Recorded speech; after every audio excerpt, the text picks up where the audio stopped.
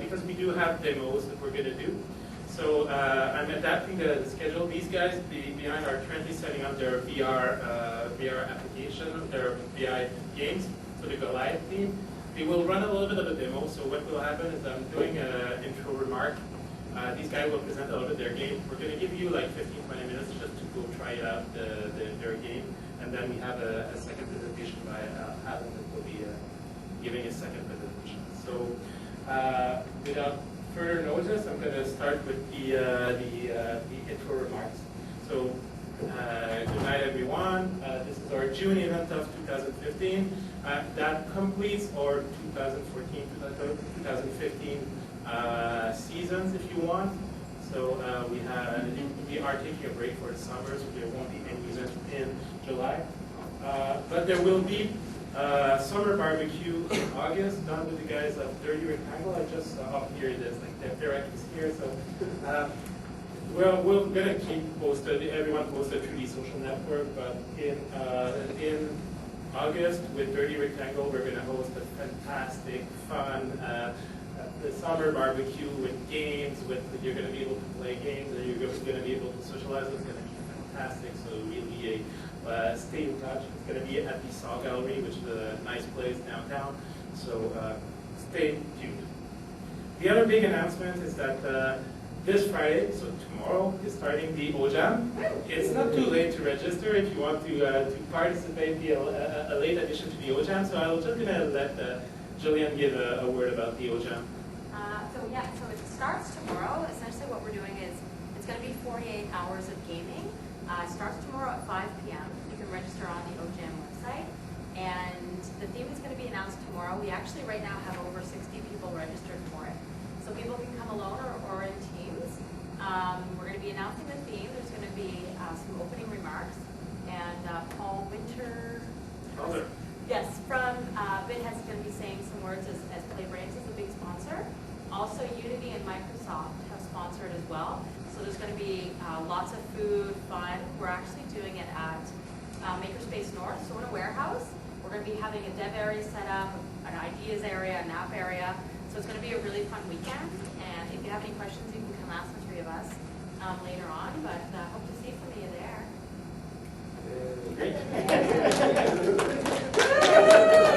No, it's great. We need that kind of initiative. That's what makes like the vibe in the region. I'm always thrilled to see these new initiatives pop up. Like a couple of years ago when we saw Dirty Rectangle at the hearing, like they've created something in the region, so that's really great to see those initiatives, and I hope to see more.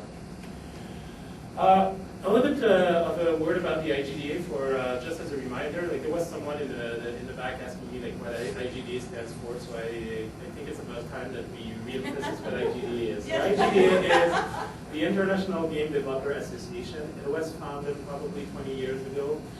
It's an international association that has chapters in each. The mission is to advance the career and enhance the lives of game developers by connecting members with their peers, promoting professional development, and advocating on issues that affect the developer community. So our chapter here, we are focusing on creating network opportunities, connecting people, and connecting the developer in between themselves and creating opportunities. This year was probably our best lineup in terms of talk because we finally secured to do a good amount of talks. So you can see that all the talks we had this year, the lateral career advancement, the game industry and the age of makers, so it was about the maker movement. A panel about the Canada's video game industry with the PXX from Google. It was a great panel. The studio life, like learning about building a studio, breaking in after school, a bit more student oriented, the future of mobile gaming, and tonight like the virtual reality night. So virtual reality is a big of a buzzword these days, so it's cool to see that it's also part of our community. Get involved. The IGDA is always searching for more people to help building that community. We've been adding this year, like always between 30 and 50 people to each of our events. We would like to get more people who are involved, so we are inviting you, if you're interested in being part of that movement, to get involved in the executive. Just email the IGDA, get in contact with the Facebook page, or email us. You'll know. I also have an announcement. So tonight is my last night as the chair of the IGDA. I've been running these chapters for the last 7 years. I think it's good time for just a change. I'm staying in the execs, but I'm going to be giving the chair to someone else, actually someone else.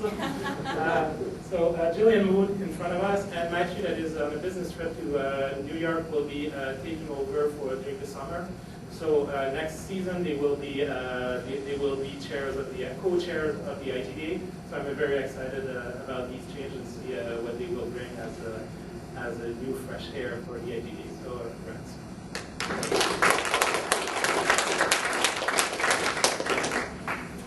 A couple of special facts for tonight. First, for speakers, so Alan Papelski that is in front, which will give the main talk, speaking about keep talking and nobody exposed in the VR experience. And the Goliath team that is in the back here, so Bashra, Christian, Angel, and Nathan. So thank you guys. We have a sponsors for tonight, so there's food here. Like when we're gonna do like the VR experience, don't spoil the don't put like foods there, but please help me emptying this because it's the last event of the summer of things. So don't hesitate to go grab pop or chips or cookies, and they're good for you. So so thanks for the OJAM, and it's gonna be great.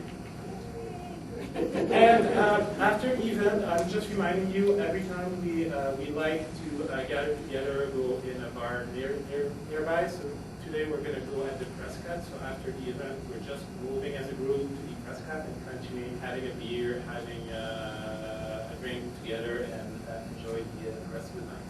So please join us, and don't hesitate. It's a great occasion to continue the discussion. Like us on Facebook, Twitter, and other places. So now I'm going to invite the people from Goliath to do a quick presentation before we can the winners.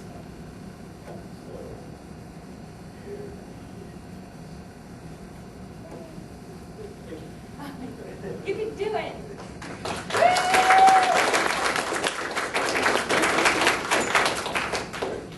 Okay. All right. Hi, my name is Nathan. I'm here with the rest of my team. We worked on Goliath together. We're recent graduates from Carleton University, and Goliath was kind of the summation of our program, the Interactive Multimedia and Design program. It was our senior project, or took about 1.5 years. And over the course of this, we learned a few things about developing for VR. Since we're just students and we're somewhat novice game developers, the next slides might contain information that you may have been exposed to before. So I'm sorry if it's not anything new and I don't cause a paradigm shift. Okay. So the first thing that we discovered when we started working on the VR experience was that we needed to forget conventional UI design patterns. And now, mainly I'm talking about the HUD. In a lot of first-person games where there's a lot of action, information that's really important is presented to the player in the form of a HUD. So score or bullets left, mini-map, stuff like that. We found that this wasn't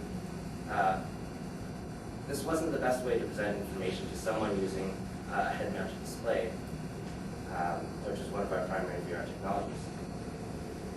Instead, we decided we wanted to use the game environment and as our UI, to have a, I suppose, technically physical interface within the game world that the players would use, instead of having something unnaturally floating in front of their eyes, no matter which way they turn their heads.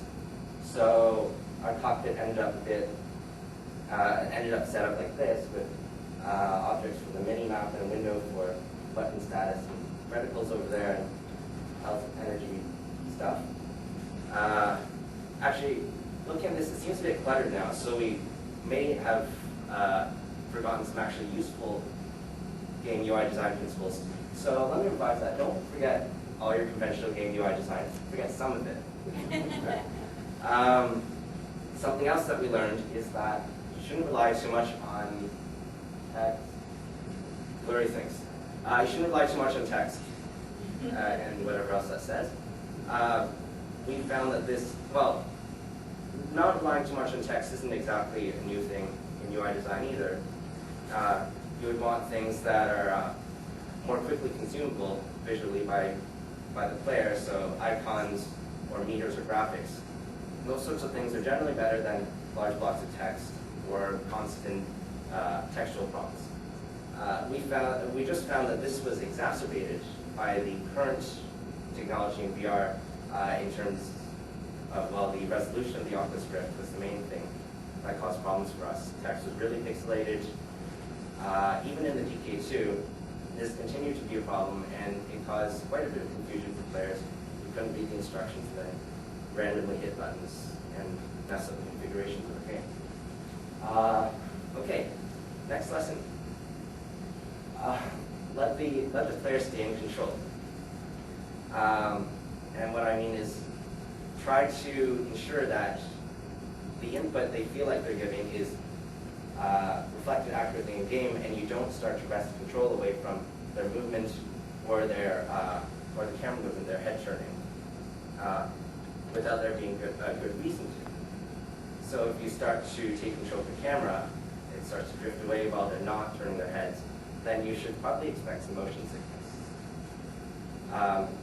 Yeah, that's all. Next one is, I guess, a bit of a subjective one, but it's one that we found through experience with player testing.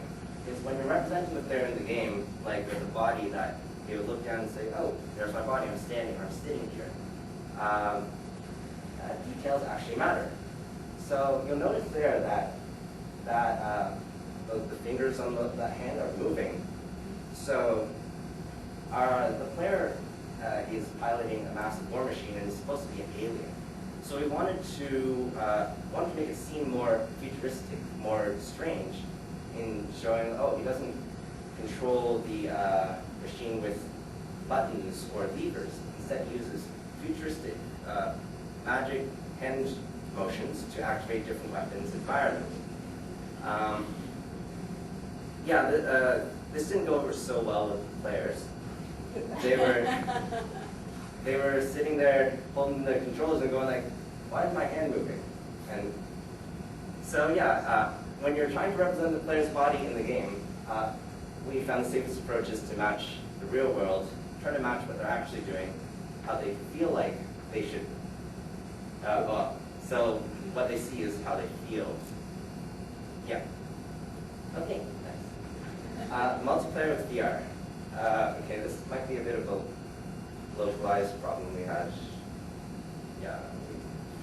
But split screen can be a little tricky when you're using the Oculus Rift and its associated plugins.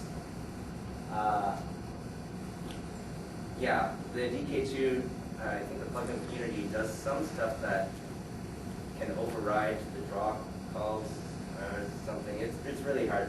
We were not able to get a second camera rendering beside the Oculus Rift viewport, so we couldn't do split screen in the same window. So we gave up on that, and we turned to networking, which was also a lot of fun. But it's really useful. And it leads into the next point, is that independent environments, if you're having multiplayer with a VR component and a non-VR component, which is what we had one guy piloting a war machine with VR technologies, and then 4 other guys playing an FPS because we couldn't afford more Oculus Rifts. Independent environments will really save your sanity, so you don't have to worry about, I don't know, it was just easier to integrate our programming together. If we didn't have to worry about, oh, well, they're treating the camera like this or these interactions like this because it's a virtual reality experience, and at the same time that would have conflicted with the first-person shooters who interact differently with the environment. So yeah, it's nice to have different scenes in Unity if you use that program. Okay, number 5, untangle your wires.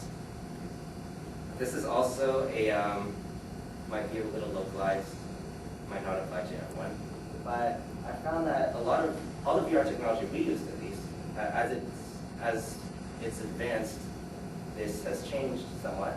But the ones we use, the Razer Hydra motion controllers, they're connected to a base with wires. The base was connected to the computer, and we also had the Oculus Rift, which was connected via wire to the computer. They tend to have a lot of wires. And there's lots of blind movement because the person's vision is obscured as they're playing, so they're crossing their arms, waving them around, smacking someone beside them. They're also delicate. And they're expensive. So, what would often happen during our play sessions when we weren't very careful is the player would tangle up the controllers with the Oculus Rift, and then they would set everything down in a big clump on the table. And it wasn't very balanced, so things would end up on the ground very quickly. And this turned out to be a rather expensive mistake on our part, because then we had to buy another Razer Hydra, which cost a lot of money for us because we're students. So overall, this is what I'm trying to say here is you want to guard your investment, because right now with VR being an emerging technology still at this point. There's more adopters now, but it's still pretty new, so it's pretty expensive. You don't want to be worrying about breaking your tech right before a really important demo, which we did.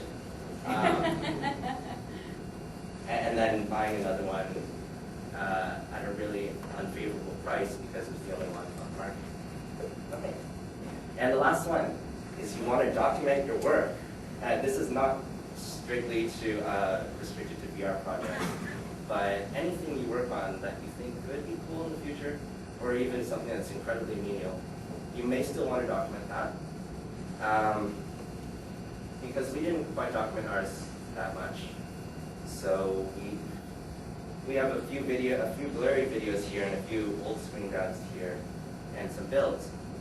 But aside from that, we don't have a lot to show of what we accomplished at the end of that 1.5 years and all the sleepless nights.